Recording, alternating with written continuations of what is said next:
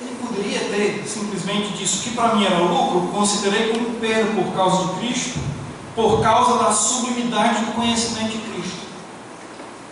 Mas ele não queria deixar margem para qualquer pessoa achar que era Cristo mais alguma coisa relacionada àquelas coisas que ele disseram anteriormente: linhagem, posição, filosofia, pensamento, ideia, corrente filosófica, seja lá o que for.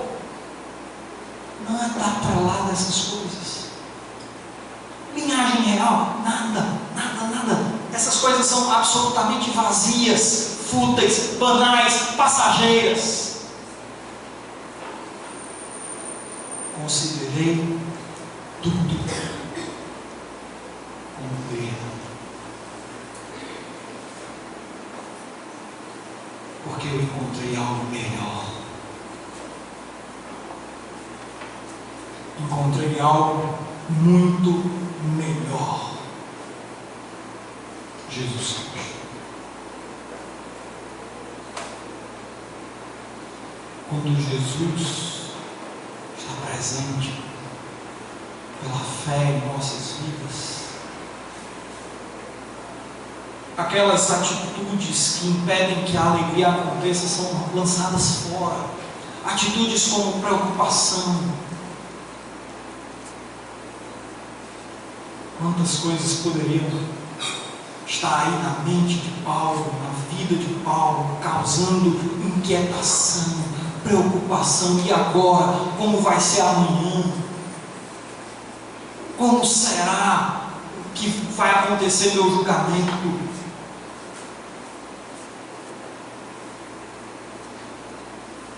A esperança dele é bem descrita na carta.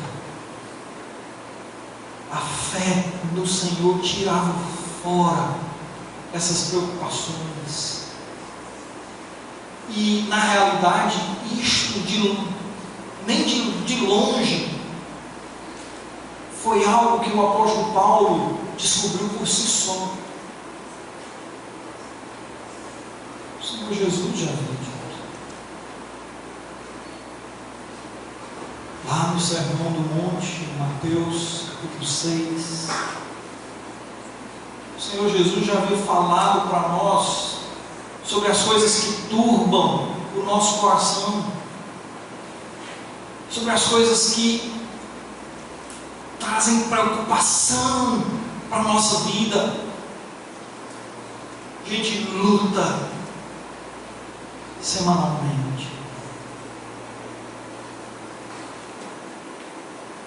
por conta das coisas dessa vida.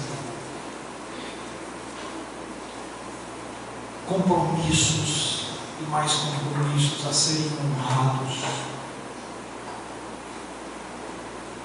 Pagamentos em todas as esferas: impostos municipais, estaduais, federais. Acho que eu vou falar de imposto, senão não vou causar alegria em você, né? E essa é a ideia: impactar a gente com a alegria de Cristo. As preocupações são constantes, mas Jesus diz: não andeis ansiosos pelo que você vai vestir, pelo que você vai realmente usar amanhã, pelo que você vai comer, o que você vai colocar na mesa amanhã. Coloca teu coração no Senhor. Coloca tua prioridade como sendo o Senhor.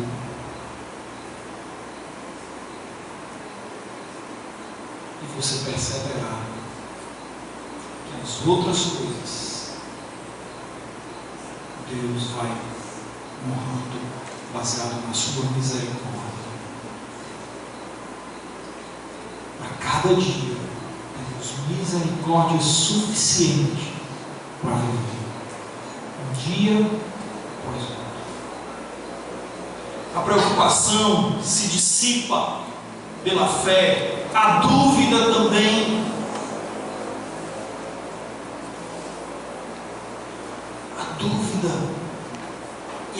são duas coisas que se opõem diametricamente. Se a dúvida, a fé é jogada fora. Se a fé, a dúvida é lançada fora. Tiago diz que aquele que duvida é como um barquinho que é impelido, agitado, aí o vento leva para onde quer.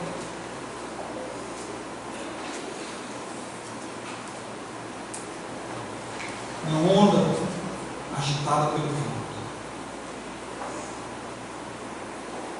Mas a fé, por outro lado, diz o autor de Hebreus, é a certeza.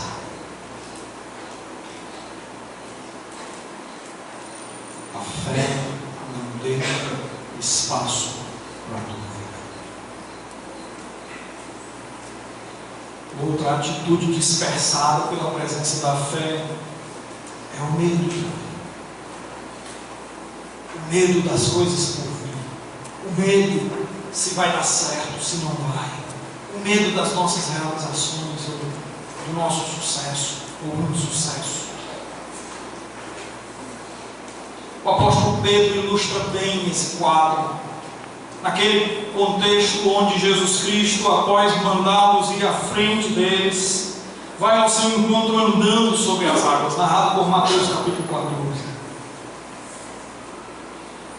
Os apóstolos, um pouco atemorizados, achando ser um fantasma, Jesus então identifica-se.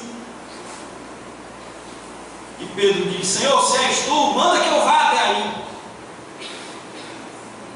E Jesus Cristo disse: não. E lá vai Pedro, confiante na fé que tinha no Senhor. Dá o primeiro passo, não afunda, dá o segundo, não afunda, não sei quantos passos ele deu, mas acontece que de um momento lá ele tira os olhos do Senhor e olha para a agitação do mar ao seu redor, e o medo começa a entrar no seu coração,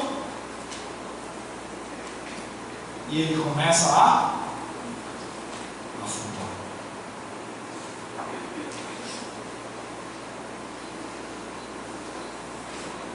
O que é que Jesus Cristo descreve como tendo sido a razão de Pedro começar a afundar?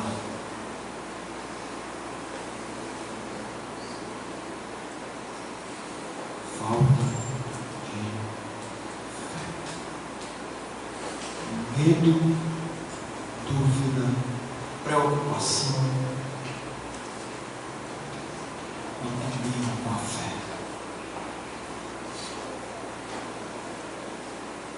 Quando a fé está presente, estas atitudes se dissipam. Essas atitudes são lançadas fora. É por isso que o apóstolo Paulo pode olhar para a vida e abrir mão dela e dizer: essas coisas para mim não valem nada. Abrir mão das posições que ele poderia alcançar e que já tinha até alcançado até aquele ponto, como jovem, ter tanta confiança do Sinédrio a ponto de o Sinédrio confiar a ele vida ou morte de pessoas.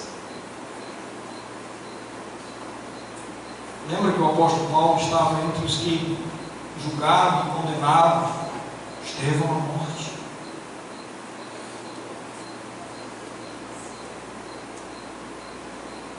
Posição que tanto mundo vislumbra, que é a preocupação de tantos, jogado fora por causa da fé no Senhor.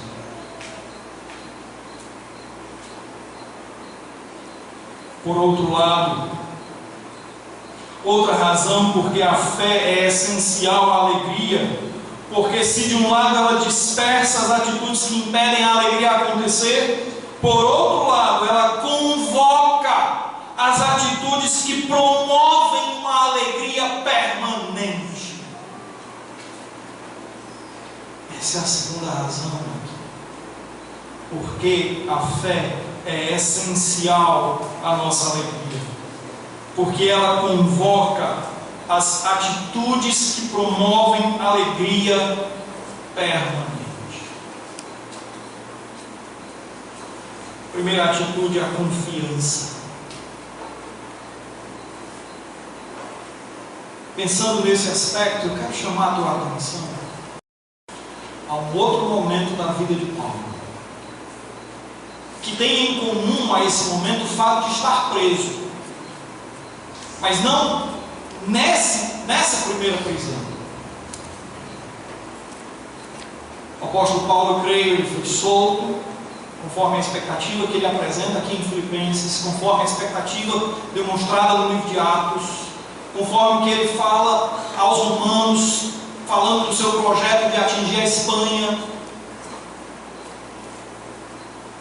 Creio que ele é solto, e num outro momento, agora sob Nero, ele é preso de novo, bem provavelmente na cidade de Éfeso. Agora, não mais acusado pelos judeus, não mais acusado pela liderança judaica, não mais acusado pelo sinédrio, ou pelos sacerdotes, ou pelos fariseus, seja lá quem for. Agora acusado pelo próprio Estado romano. Era o próprio Estado romano que buscava perseguir os cristãos. E Paulo é tomado e é preso, e é um julgamento rápido. Não é demorado como o outro que levou 2 anos, porque era o tempo que a corte dava para que a acusação se formalizasse. Se em 2 anos não fosse formalizada qualquer acusação, o preso era libertado, as acusações eram retiradas, e é o que aconteceu com o apóstolo Paulo nesse evento primário, mas não nesse segundo. Nesse segundo nós encontramos a situação dele descrita na segunda epístola que ele escreve a Timóteo. É uma epístola que fala de certas frustrações aqui, como o fato de ter sido abandonado por alguns. Ninguém ficou comigo, ninguém apareceu em minha defesa quando em audiência com o juiz. Ninguém apareceu para testemunhar a meu respeito. Meus amigos me abandonaram, Demas andou presente em século. Eu já estou para ser oferecido por libação. A expectativa do apóstolo Paulo é totalmente outra. É alguém que sabe que vai morrer. Está no paredão de fuzilamento.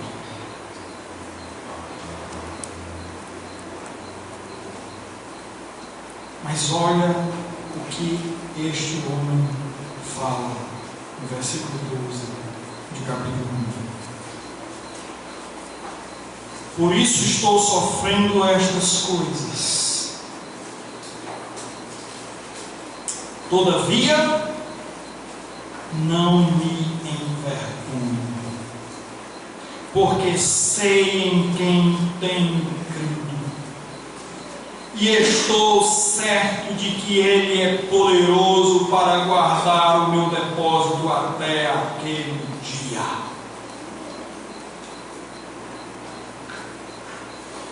Um homem cuja confiança não fora abalada apesar das circunstâncias. O mundo caía ao seu redor sobre ele mesmo. Não era aquela promessa que 1000 cairão à tua direita, 2000 à tua esquerda e tu não serás atingido. Não, Paulo estava sendo atingido.